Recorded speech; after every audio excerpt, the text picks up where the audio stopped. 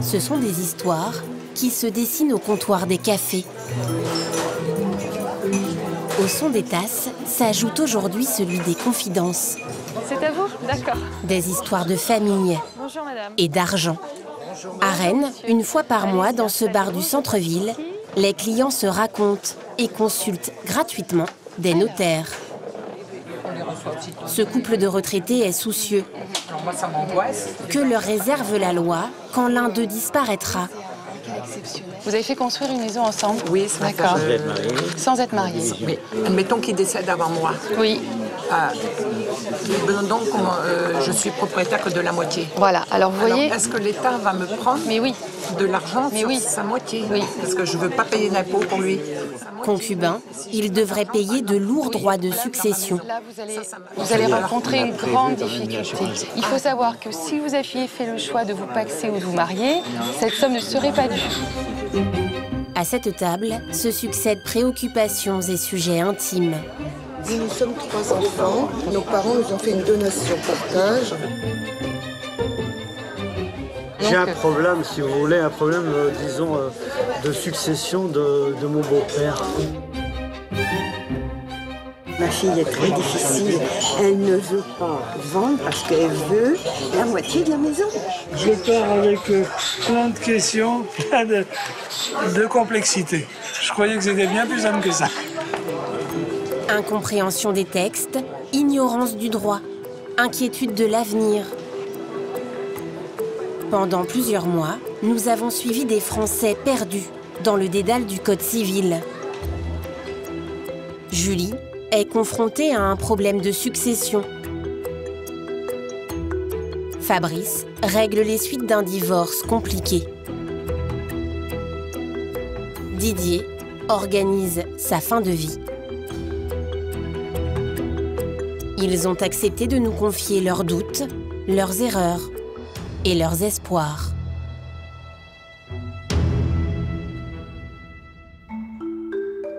Je m'appelle Julie, j'ai 27 ans, ma fille Célina a 3 ans. Mon oncle est décédé il y a quelques semaines. Par testament, il a désigné ma fille comme héritière. J'avoue que j'ai aucune idée de ce qui m'attend. J'y connais absolument rien. L'histoire d'une jeune femme confrontée à un problème d'héritage. Julie a grandi à Gréasque, petite ville de Provence, connue pour ses anciennes mines de charbon.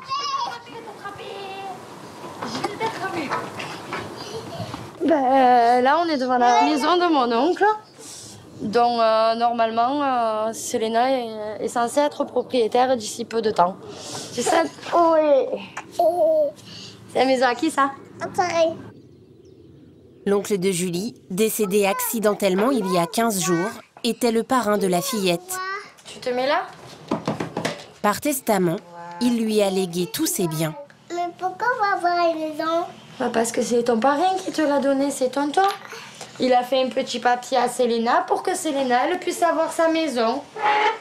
C'est une preuve d'amour qu'il m'a faite, qu'il a faite à ma fille, dans lequel où il nous dit que pendant toute sa vie, ce qu'il a mis de côté, il nous le lègue. À 27 ans au RSA, ne pas pouvoir... je suis même pas sûre, moi, plus tard, d'avoir la chance de pouvoir acheter quelque chose. Donc de me dire que ma fille est propriétaire à bientôt 3 ans d'une maison avec un garage, c'est un grand bonheur. En mettant un peu de l'ordre dans ses effets personnels, on est tombé sur le testament. J'institue pour mon légataire général et universel, mademoiselle Célina. Sa fille étant mineure, Julie doit gérer la succession. Elle n'a aucune idée de ce qui l'attend.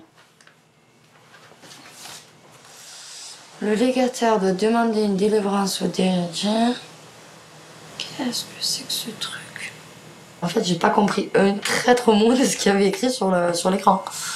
Et au plus je lis, au plus je suis perdue. Elle espère y voir plus clair en se rendant chez le notaire. Sa grand-mère, encore bouleversée par la disparition de son fils, l'accompagne pour l'ouverture de la succession. Si vous voulez bien me suivre. Julie, qui envisage de louer la maison pour assurer un avenir à sa fille, Vas-y, je vous en prie. Merci. va rapidement déchanter. Alors, il faut savoir que votre fille est ce qu'on appelle une petite nièce. Alors, au niveau fiscal, elle est taxée au taux de 55%. C'est-à-dire qu'en quelque sorte, le premier héritier de cette succession, ça n'est pas votre fille, c'est l'État. Pourquoi 55% en fait? Le principe de l'impôt français, c'est que plus on est proche, moins on paye. Et plus la personne est éloignée du défunt, plus elle est taxée. Les enfants qui héritent de leurs parents bénéficient d'un abattement fiscal de 100 000 €. Sur le reste du montant de l'héritage, les droits de succession s'élèvent en moyenne à 20%. Pour les frères et sœurs, le taux varie entre 35 et 45%. La famille plus éloignée est taxée à 55%. En plus de remplir les caisses de l'État, l'objectif des droits de succession est de permettre une redistribution des richesses. Ce que je vous propose, en fait, c'est qu'on fasse un petit inventaire du patrimoine qui appartenait à votre oncle. Alors là... Devant Julie, Maître Soudet se livre à un rapide calcul. On arrive à un total à peu près, donc à la louche, de 235 000 €. Ça veut dire qu'il nous faut prévoir à peu près 130 000 € d'impôts à verser à l'État.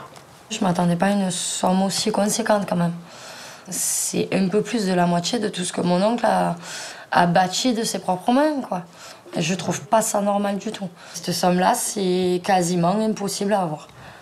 Elle n'a rien à elle. Donc à mon avis, il va falloir vendre la maison pour pouvoir payer l'impôt. J'ai l'impression qu'il y a tout qui s'effondre autour de moi. Quand j'ai vu le testament, je me suis dit, bon, je vais passer au notaire, j'hérite de la maison et puis ça s'arrête là. Ben non, c'est pas aussi simple que ça, malheureusement. Le notaire a une dernière annonce à lui faire.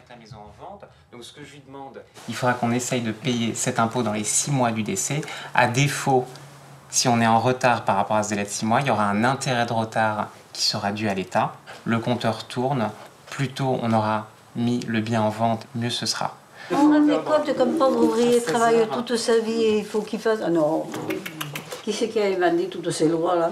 J'aurais existé de l'époque où il y aurait eu la Révolution, je portais la bannière en première. Ah, elle, c'était la première à monter, je crois, oui. Si Julie veut préserver l'héritage de sa fille, pour régler les 130 000 € d'impôts, elle n'a qu'une solution, emprunter. Des lois méconnues, souvent vécues comme injustes. À l'origine pourtant, le Code civil qui régit la vie des Français était un modèle de clarté. Stendhal s'en serait même inspiré pour écrire ses romans.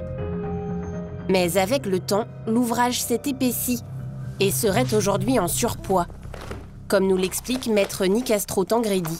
Alors, ce qu'on va faire pour que vous compreniez véritablement s'il change ou il ne change pas beaucoup, donc nous avons le Code civil de 2016, qui est là, donc vous voyez l'épaisseur. Maintenant, je vais vous montrer le Code civil quand j'ai démarré. Alors, il est tout mimi, il est tout mignon, d'accord? Voilà, 81, 82. Donc, vous voyez, on va les mettre l'un à côté de l'autre, voilà. On a de plus en plus d'articles, de modifications, et c'est un casse-tête chinois. Alors, les régimes matrimoniaux, on a 194 articles.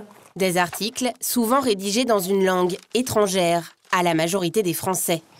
L'article 1424. Les époux ne peuvent, l'un sans l'autre, aliéner ou grever de droits réels les immeubles, fonds de commerce et exploitations dépendant de la communauté. L'organisation de la vie matérielle du couple. Un sujet qui s'étale sur des centaines de pages du Code civil et une préoccupation majeure des Français. Allons-y. Elle revient souvent dans ces conseils du coin que tiennent les notaires un peu partout en France. Comme aujourd'hui à Strasbourg, avec Maître Nicastro Tangredi.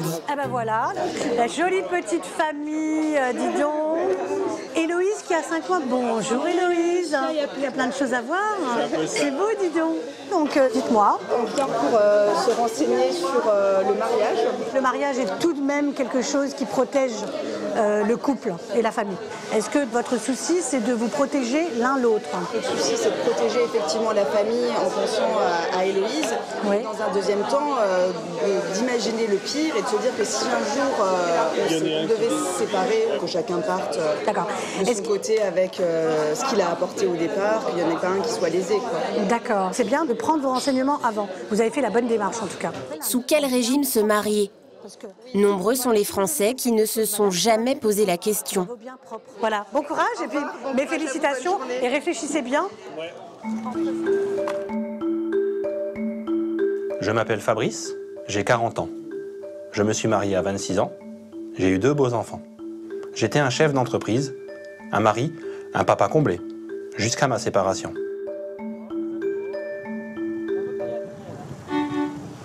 T'as du monde devant après, hein? C'est l'histoire d'une famille recomposée. Ah bon, on va monter, on fait le tour du lac, hein. Fabrice, le père. Alors les balades en famille, ça permet de faire un peu de wheeling dans les virages comme ça. C'est pas mal. À ses côtés, Camille et Thibaut, ses enfants. Et Aurélie, 27 ans, sa nouvelle compagne. Et moi, je suis en galère. Fabrice, moi, je pédale dans la choucroute. Moi, j'ai un problème de vitesse, là. À l'image de cette balade, le couple ne vit pas au même rythme. Chérie, je vais faire un petit feu pour la soirée, t'es d'accord? Aurélie rêve de bébé et de mariage. Fabrice, lui, est encore marqué par un divorce douloureux. Maintenant, j'aimerais bien me marier, porter ton nom et aller à l'église avec une belle robe blanche. Il n'est pas improbable qu'un jour ça se fasse, mais pas tout de suite. Il faut un petit peu... Face au romantisme d'Aurélie, Fabrice se montre plus terre à terre. Quand elle parle de robe blanche, il répond contrat. Tu vois, chérie, aujourd'hui tu veux te marier. Mais le pacte de solidarité pour nous, c'est comme un contrat. On a un engagement entre partenaires. Chacun des partenaires conservera des revenus distincts. Les revenus, les économies et salaires resteront la propriété de celui qui les a générés, de celui qui a gagné cet argent. Ton argent est à toi, mon argent est à moi. Moi, demain, on vient à se séparer, je le souhaite pas, mais j'aurai pas de gros chèque à te faire. Non, on n'est pas du tout sur la même longueur d'onde. Moi, je rêve de la belle robe de mariée. Et Fabrice, c'est plus du la papier. La prévoyance administrative, tu peux comprendre mon passé et mon vécu. J'ai l'impression de payer un peu les pots cassés de son divorce. Je sais pas, peut-être que la venue d'un enfant changera peut-être la chose. Je désespère pas, mais des fois j'ai des doutes quand même. Pour comprendre l'attitude de Fabrice et son pragmatisme, il faut remonter 15 ans en arrière. Le mariage, avec leur maman. Il a 26 ans quand il se marie. On a regagné la salle d'apéro en calèche. À l'époque, amoureux et insouciant, il ne s'était jamais renseigné sur la loi. Voilà, l'extrait de mariage. Les futurs conjoints ont déclaré qu'il n'a pas été fait de contrat de mariage. J'ai ignoré le fait qu'il fallait en faire un. Pourquoi j'en ai pas fait? Quand on se marie, on est amoureux, on a la fougue, de l'amour, la passion. Sans contrat de mariage, la loi prévoit de marier les époux d'office sous le régime de la communauté des biens, réduite aux acquêts. Tous les biens acquis pendant le mariage, maisons, voitures, meubles, salaires et entreprises, appartiennent à un pot commun. Au moment du divorce, tout est divisé par 2. Ce régime vise à ce qu'aucun des époux ne se retrouve démuni. Dans le cas d'un contrat avec séparation de biens, en revanche, chacun repart avec ce qu'il a apporté. Comme il était marié sous le régime de la communauté des biens réduite aux acquêts, Fabrice doit tout partager avec son ex-femme, y compris son entreprise, un magasin de pompes funèbres. C'est du satin, il faut que ce soit sympa, joli. On va encore ajouter l'oreiller. Voilà, pour que la personne repose en paix, va-t-on dire. Une société dans laquelle il s'est beaucoup investi. Je suis parti de pratiquement rien pour arriver aujourd'hui à 8 salariés. C'est énormément de travail. Des semaines de 60-70 heures environ. Fabrice a du mal à l'accepter. La loi l'oblige à verser à sa femme plusieurs dizaines de milliers d'euros. Je me sens lésé, je dirais oui, par le fait d'avoir déjà travaillé. Voilà, voilà, d'avoir donné beaucoup de sa personne, beaucoup de soi. On se sent un petit peu lésé de ce côté-là. En ayant gagné plus d'argent, je dois indemniser mon ex-femme. 89% des Français sont mariés sous le régime de la communauté des biens réduite aux acquets. Fabrice a prochainement rendez-vous chez le notaire pour mettre un point final à son divorce. Au Conseil du coin, les notaires en sont témoins. Pour 80% des Français, l'inquiétude principale est aujourd'hui le financement et l'organisation de leur vieillesse. Je m'appelle Didier, je suis à la retraite, mais en tant qu'artiste peintre, je crois qu'on n'est jamais à la retraite. Mon gros souci, c'est que depuis plus de 20 ans, j'ai une maladie qui complique énormément ma vie. Et ma grosse angoisse, c'est la dépendance. L'histoire d'un homme qui anticipe son déclin sans tabou. Didier a 66 ans. À chacun de ses déplacements, il s'en remet à une amie fidèle. Ça fait plusieurs années que j'ai la canne et j'ai longtemps triché avec le parapluie, avec un petit embout. Et puis à un moment, bah, on assume. Puis en plus, elle est quand même très jolie, cette canne. Une jolie canne assortie aux chaussures et lunettes rouges. Ce retraité ne s'autorise aucune faute de goût.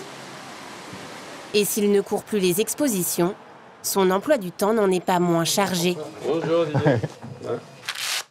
Chaque semaine, Didier se rend chez son kiné. Comment ça s'est passé? Il souffre de spondylarthrite ankylosante. Ses articulations se raidissent peu à peu. J'ai l'impression de devenir un fossile, quoi. C'est tout à fait ça, comme si les os se déforment, se soudent. Lentement, on se redresse. Lentement. Cette maladie ne se guérit pas. Le kiné ne peut que soulager la douleur. On relâche la tête. Je vis très mal parce que j'ai toujours envie de faire des choses et ça me limite. Des fois, je suis obligé d'annuler une sortie parce que une heure avant, j'étais en pleine forme, puis d'un seul coup, j'ai cette fatigue qui me tombe dessus et je suis vraiment anéanti. Célibataire, sans enfant, Didier vit en plein cœur de Paris, au 2e étage d'un immeuble, sans ascenseur.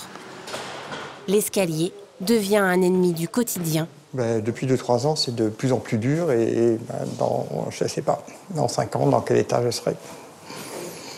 On verra bien. Pourtant, le retraité n'envisage pas une seconde de déménager. J'ai une magnifique penderie avec le ballon d'eau chaude. Aussi petit soit-il, Une superbe douche. cet appartement est l'unique bien qu'il possède. Il en a hérité au décès de sa mère, il y a 3 ans. Petit coin cuisine, super équipé, micro-ondes. Didier le prend avec humour, mais son studio de 14 mètres carrés est loin d'être adapté à sa maladie. Ça commence à être difficile à faire, parce que c'est quand même très très lourd.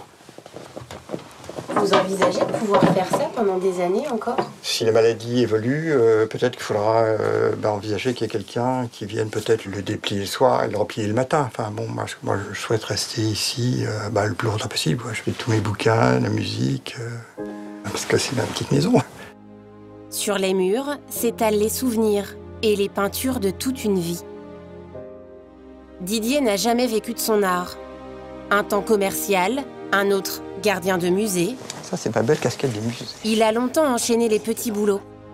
En prévision de ses vieux jours, le montant de sa retraite l'inquiète. C'est d'une petite pension, 985 € par mois. Là, c'est ma mère. J'aime beaucoup cette photo-là. Aucun secours à attendre du côté de sa famille. Au décès de sa mère, il s'est fâché avec ses frères et sœurs. La succession s'est très mal passée. Le décès de ma mère a fait ressortir des choses très anciennes. Il y a eu des propos innommables sur ma vie, en mettant ma parole en doute par rapport à mes problèmes de santé. Il y a un moment, je ne sais pas, où le dialogue est plus possible. Moi, à mon âge, j'ai plus envie de m'embêter. Bon, on s'entend pas. Didier redoute plus que tout de se retrouver un jour en établissement spécialisé ou sous la tutelle d'une personne inconnue. À la suite de sa rupture familiale, il s'est renseigné sur les alternatives et a peut-être trouvé une solution. Le mandat de protection future. Un dispositif qui lui permet de désigner une ou plusieurs personnes de son choix pour assurer sa protection s'il devenait dépendant. Entrez, je vous en prie, tout est prêt, on va en discuter. Didier a rencontré Maître Couzigoussuas lors de la succession de sa mère. C'est elle qui l'a orienté vers cette disposition récente de la loi. C'est un mandat qui permet de dire, voilà, si un jour, moi, je n'avais plus la capacité physique ou mentale de décider par moi-même, eh bien, je ne veux pas que ce soit une institution qui s'occupe de mes affaires, mais que ce soit telle et telle personne que j'ai désignée par avance selon telle et telle feuille de route. On veut que ça soit la personne qui décide par avance de la façon dont sa vie va être gérée. Il faut vraiment qu'on fasse du sur-mesure. On peut dire que les personnes de confiance utilisent vos économies pour la rémunération d'une assistance à domicile par une... La notaire passe tout en revue, de la gestion du patrimoine aux actes du quotidien les plus inattendus. Est-ce que vous avez des petits plaisirs de la vie qui en font tout le sel que vous aimeriez qu'ils soient maintenus ? Garder un bon aspect physique, quoi. Bien sûr. Et ça serait plus un barbier ou un coiffeur? Pour le coiffeur, c'est au moins tous les 15 jours. La seule difficulté, je ne vous le cache pas, c'est de trouver des gens qui soient suffisamment de confiance. Parce que c'est vraiment un engagement sérieux. Selon la notaire, cette innovation du droit, intégrée au Code civil en 2009, prendrait la mesure de l'évolution de la société. Didier n'est pas du tout une exception. Tout un tas de facteurs font que ce mandat de protection future est de plus en plus demandé. Il y a l'éclatement des familles, les remariages, les séparations, l'allongement de la vie qui fait qu'on vit de plus en plus vieux. Donc tout ça, ça contribue à faire en sorte que l'individu parfois se sente isolé. 10 000 mandats de protection future sont en moyenne signés tous les ans. Là, en fait, Didier doit désormais trouver entre les mains de qui remettre la gestion de sa vie. Salut Jean-Philippe. Il a sollicité Jean-Philippe, un ami très proche. T'arrives à marcher avec ta canne? On s'accroche. Les deux hommes se connaissent depuis 15 ans. Et donc tu souhaiterais que je t'aide en quoi alors en fait dans l'idée? C'est que je fasse écran par rapport à ta famille, c'est ça quelque part? Pour Jean-Philippe, c'est une lourde responsabilité. Qu'est-ce que tu attends de moi vraiment, enfin, sur le fond, quoi, tu vois bon, une présence rassurante, certainement, bien sûr. Parce que c'est moi qui m'occuperai de toi et quelque part, bon, ça te soulagera d'un poids et ça te permettra de te concentrer sur autre chose. Mais est-ce qu'il y a quelque chose de précis que tu attends en plus? La discussion bascule vers un sujet sensible. C'est rester chez moi, c'est chez moi. Et puis bon, et s'il y a un moment, si la douleur, les choses devenaient insupportables, c'est bon, essayer de négocier quoi, avec les médecins. Trouver des solutions. De ne pas s'acharner. Est-ce que tu as envisagé le suicide? Est-ce que c'est quelque chose qui te... Parlons-en franchement. Oui, non, mais moi j'ai peur d'une déchéance. Moi j'ai vu, j'ai vu ma mère qui était une femme très coquette. Et les 3 dernières années, même si elle n'a pas toujours été sympa, elle ne méritait pas ça. Je veux partir dans une certaine dignité. Tu me demandes pas une chose très facile, Didier? Non. Mais c'est une marque de confiance. Ouais, mais bon... On envisage clairement ta fin de vie, avec la maladie qui évolue. C'est-à-dire qu'en fait, c'est quelque part, je remplace ta famille. C'est ça. Tu sais, je vais te dire oui parce que je vais te dire pourquoi. Parce qu'en fait, dans ta situation où tu es quand même un peu fragilisé, si j'étais à ta place, moi, j'aimerais bien que quelqu'un me tende la main aussi, tu vois. Donc, je vais le faire parce que tu me le demandes, parce que je t'aime beaucoup. Mais bon, il y a un peu d'émotion là-dedans quand même. Reste à acter noir sur blanc cet engagement pour l'instant verbal. Cette belle journée d'octobre. Nous retrouvons Julie, mère célibataire, dont la fille vient d'hériter d'une maison.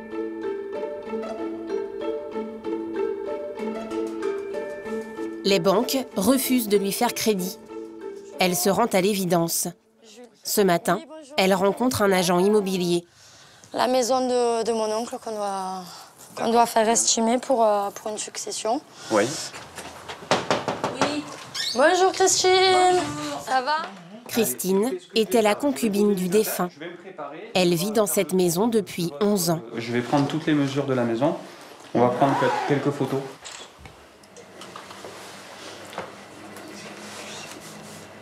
Si je regarde ce qui s'est vendu dans le quartier, votre maison se vendra environ 160 000 € net vendeur pour vous. La fille de Julie devrait récupérer 70 000 €, mais les souvenirs n'ont pas de prix. C'est là qu'on faisait les anniversaires, c'est là qu'on faisait les Noëls. Donc là, c'est un peu compliqué, là. C'est 20 ans de ma vie qui partent en fumée, là, quasiment. Une situation de détresse à laquelle l'agent immobilier est de plus en plus souvent confronté. Aujourd'hui, il y a environ 8 personnes sur 10 qui vendent dans le cadre d'une succession par nécessité. Les revenus ne sont pas assez élevés pour que les gens puissent faire des prêts pour payer l'impôt dans le cadre d'une succession. Mais on est dans la vente de la maison ne réglera pas tous les problèmes. en termes de budget quelques centaines d'euros. Christine vivait en concubinage avec l'oncle de Julie. Elle sera obligée de quitter les lieux. Si vous aviez été protégé par une Pacs, avec un testament, ou si vous aviez été marié, c'est vrai que vous auriez pu garder la maison et vous en hériter au moment du décès de madame. C'est très dur. Je me retrouve à la rue finalement. Il est pour rien le pauvre. Ça va être difficile. Je me retrouve complètement coincée, dans le sens où moi j'ai fait des promesses à mon oncle en disant je la mettrai pas dehors. Et finalement, je suis quasiment obligée de la faire partir parce que plus je vais attendre, plus l'État va me demander de payer des arriérés. Le temps presse, Julie doit régler les droits de succession avant février 2016.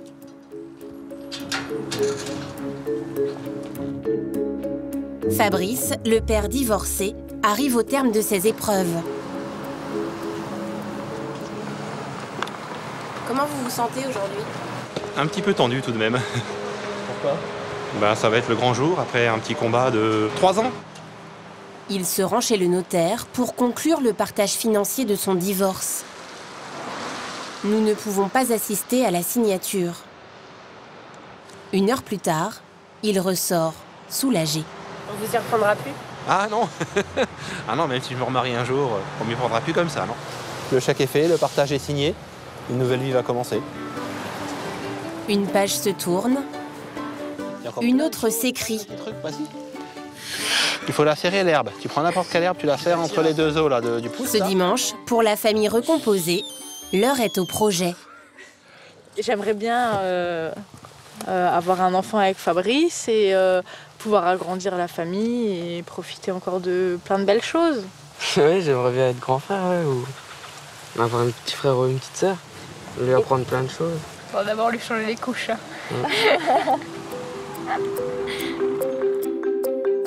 À Paris, Didier, le retraité branché qui s'inquiète de sa perte d'autonomie, retrouve Jean-Philippe.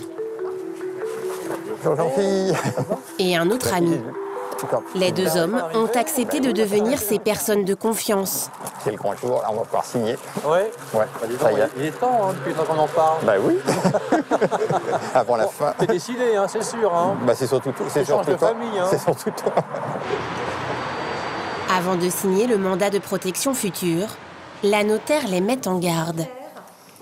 Vous n'hésitez pas à m'interrompre. Alors vous avez des obligations, messieurs les mandataires. Vous devez rendre des comptes au moins tous les ans. On a mis tous les ans au notaire. L'idée, c'est de vérifier que les intérêts de Didier soient bien préservés comme il l'avait souhaité. L'important, c'est qu'il n'y a pas de détournement et que tout est bien fait dans son intérêt. Et le notaire doit avertir le juge s'il s'aperçoit de dysfonctionnement.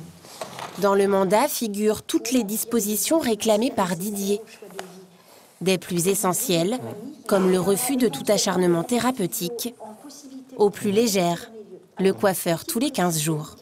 Est-ce que le coiffeur est une blague? Non, non, c'est même pas une blague. Mais non, oui, mais ça repousse très vite. Ça vous va, Didier? On ne vous a pas trop entendu?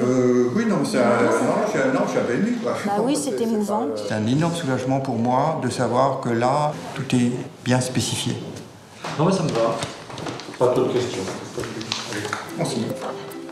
Le mandat ne sera activé que si un médecin psychiatre constate un jour l'incapacité de Didier. De toute façon, avec une copie de ce que vous avez signé. L'acte coûte environ 300 €.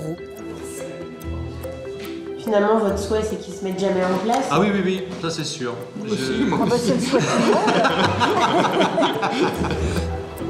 Didier affronte désormais l'avenir avec plus de sérénité.